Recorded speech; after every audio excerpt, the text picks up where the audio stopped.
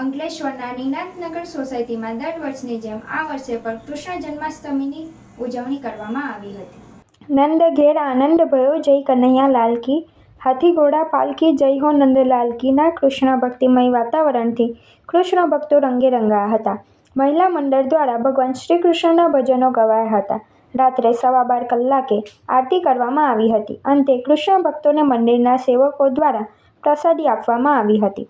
નિરાંતનગર શિવશક્તિ મંદિરની અંદર દર વર્ષે ભગવાનની જન્માષ્ટમી, ભગવાન શ્રી કૃષ્ણનો જન્મ મહોત્સવ મનાવીએ છીએ અને આ ભગવાનનો 5256મો જન્મદિવસ હતો।